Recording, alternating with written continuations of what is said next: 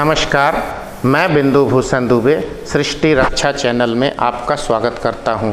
आज का विषय है वर्तमान भारत में नारी की ऐसी दुर्दशा क्यों। जी हां, आज हम चर्चा करेंगे कि क्या भारतीय नारी पूरी तरह से स्वतंत्र है, आज़ाद है, उन्मुक्त है, भारत के विकास में बराबर की हिस्सेदारी करने को तैयार है। 1933 में बहुत बड़े कवि भारत के मैथिली शरण गुप्त जी ने लिखा था, हाय अबला तेरी यही कहानी, आंचल में है दूध और आँखों में है पानी। यशोधरा नामक इस कविता की प्रासंगिकता आज भी नज़र आती है जब हम नारी की दुर्दशा देखते हैं। बात 24 घंटे पहले की है, आज 26 जून है। 24 जून को बिहार के वैशाली ज़िले के हुसैना खुर्ज पंचायत में एक ऐसा वाक़या हुआ जो भारतीय नारी को शर्मसार तो कर ही डाला, भारतीय समाज के मुंह पे थूकने का काम हुआ। जहां दर्जन भर पुरुषों ने एक युवती के बाल पकड़कर घसीटते हुए उसे प्रताड़ित किए, उसके मानसिक यातना दिए और पूरे गांव के लोगों के सामने उसे प्रताड़ित किया। जब जानना चाहा कि उसका दोष क्या है तो पता लगा कि दोष कुछ नहीं है, उसकी शादी एक पुरुष से तय हुई थी और आज 26 जून को उस शादी की तारीख मुकर्रर थी। उस लड़की ने शादी करने से इनकार कर दिया। जब उस लड़की से पूछा गया कि आपने शादी करने से क्यों इनकार किया, तो यह बात सब जगह जग जाहिर हो गई कि जिस पुरुष के साथ उसकी शादी तय हुई थी वह पुरुष पहले से शादीशुदा था, वह इस गरीब लड़की को गंवारा नहीं था। परंतु पुरुष के लोग दबंग थे, बाहुबली थे। उन लोगों ने लड़की का बाल पकड़कर खींचना शुरू किया और भरे समाज में उसे इस बात के लिए बेइज्जत करते रहे कि तुमने वीडियो कॉलिंग में तो हाँ कहा था शादी करने को। पर लड़की बार बार यही कहती रही कि हमें मालूम नहीं था कि वह व्यक्ति पहले से शादीशुदा है। पूरा पुरुष समाज दर्शक बनकर आनंद ले रहा था। बिहार जो वैचारिक तौर पर पूरी दुनिया में लोहा माना जाता है, सबसे ज़्यादा IAS और IPS इसी बिहार के लोग निकलते हैं। सर्वाधिक बुद्धिजीवी पत्रकार भी इसी बिहार से आते हैं। अवाक करने वाली ये घटना थी। अब तक कोई बड़ी प्रशासनिक कार्रवाई की खबर नहीं मिली है। समाज को शर्मसार करने वाली घटना, पुरुष समाज के चेहरे पे तमाचा मारी जाने वाली यह घटना हमें झकझोरता है। आए दिन ये खबर मिलती है कि जो महिला कामकाजी है, नौकरी करती है, वो महिला जब शाम को घर लौटती है और लौटने के समय में आधे 1 घंटा का भी हेर फेर होता है तो महिला के घर घुसने के साथ ही 10 सवाल पूछे जाते हैं कि लेट क्यों हुई, आखिर किस बात से लेट हुई। यह नहीं पूछा जाता कि तुम ठीक हो, दिन कैसा गुजरा। उन लोगों के व्यवहार में तब्दीली होती है। लोग ये नहीं समझ पाते कि जिस कार्यालय में वह महिला गई होगी उस कार्यालय में किसी काम की वजह से विलंब भी हो सकता है, रास्ते में ट्रैफिक भी जाम हो सकती है, या समय पे वाहन भी नहीं मिल सकता है। कई कारण हो सकते हैं, या फिर जीवन उपयोगी सामग्री के लिए वो महिला को बाज़ार में भी कुछ समय लगाना पड़ सकता है। लोग बिना जाने अनजाने महिला के घर में प्रवेश के साथ ही सवालों की बाछौर कर देते हैं।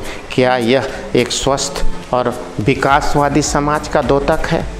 पिछले साल की एक घटना ने तो हमें और भी हिला कर रख दिया है। झाबुआ जिला मध्य प्रदेश का, उस महान वीर सपूत का जिला, चंद्रशेखर आज़ाद की जन्मभूमि, भोपाल मध्य प्रदेश की राजधानी से 300 किलोमीटर दूर वह जिला। एक गांव, एक पंचायत में एक महिला अपने मित्र के साथ गुजरात चली जाती है। 3-4 दिनों के बाद वापस आती है।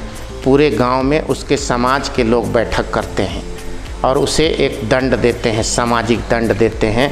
प्रशासन ठगा सा देखा सा रह जाता है। दंड ये कि तुम अपने मित्र के साथ भागी गई, अब अपने पति को अपने कंधे पर बिठाकर पूरे गांव में घुमाओ। शारीरिक तौर पर वह नारी कमज़ोर होती है, इसके बावजूद मानसिक तौर पे वह नारी अवाक और परेशान रहती है। इसके बावजूद वह अपने पति को कंधे पे बिठाती है। पिछले साल की वो खबरें की रिपोर्टिंग हम आपको दिखा रहे हैं। कंधे पे बिठा के कुछ दूर घुमाने की कोशिश करती है और परेशान होकर रुक सी जाती है, थक सी जाती है। पूरा पुरुष समाज देखता रहता है, आखिर भारत के कौन से पुरुष समाज की ओर यह इशारा कर रहा है। इतना क्रूर हो सकता है क्या पुरुष समाज? क्या किसी ने जानने की कोशिश की कि वह नारी आखिर किसी से मित्रता की तो उसके पीछे कोई कारण रहा होगा?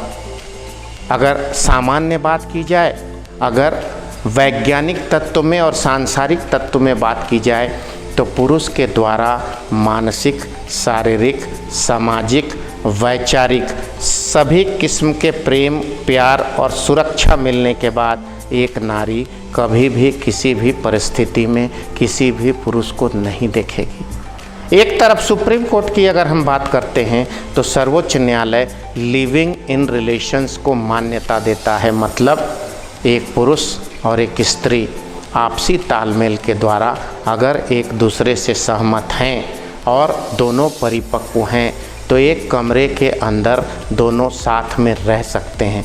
मैं इसका भी पूर्ण समर्थन नहीं करता, हालांकि सुप्रीम कोर्ट का कानून है, विरोध भी नहीं कर रहा, परंतु एक और ऐसे कानून और दूसरी ओर जानवर की तरह महिलाओं के साथ अत्याचार, हम किस भारत की बात कर रहे हैं?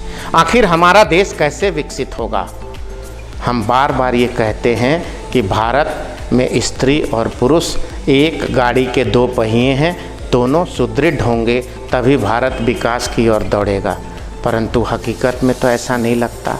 मैं पिछले रिपोर्ट देख रहा था अप्रैल 2020 की, राष्ट्रीय महिला आयोग में अमूमन महीना में एक बार 250 महिलाओं का पोस्ट कार्ड चिट्ठी आती है, उसमें शिकायत रहती है कि वो प्रताड़ना की, पारिवारिक प्रताड़ना के शिकार हैं।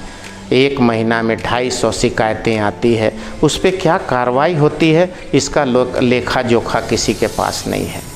नारी मजबूत है, नारी बोल्ड है, महिला प्रोग्रेसिव है, ये सब बातें मेट्रोपॉलिटन और बड़े शहरों में दिखाई पड़ती है, जो अखबारों में, टेलीविज़न में दिखता है, परंतु 70% के आसपास महिला जो सुदूर गांव में और अर्ध विकसित नगरों में रहती है वो आज भी चौखट के अंदर, डेवढ़ी के अंदर बेबस है, लाचार है, परेशान है, मौन रूप से एक सवाल पूछ रही है कि मेरा वजूद क्या है।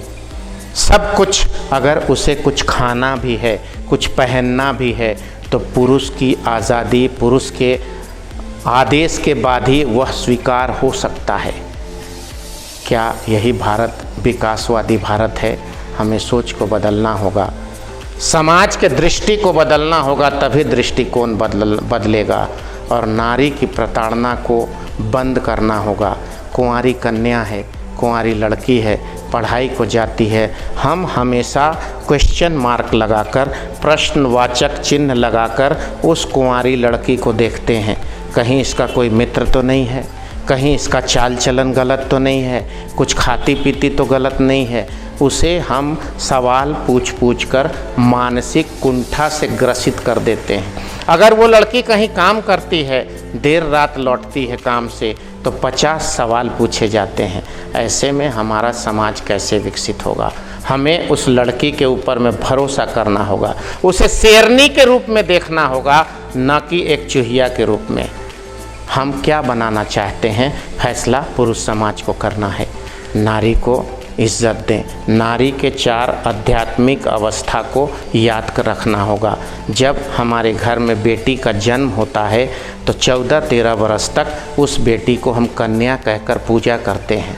जब वही कन्या मासिक धर्म को धारण कर युवा अवस्था की ओर आगे बढ़ती है तो उस कन्या को हम कुंवारी कहते हैं।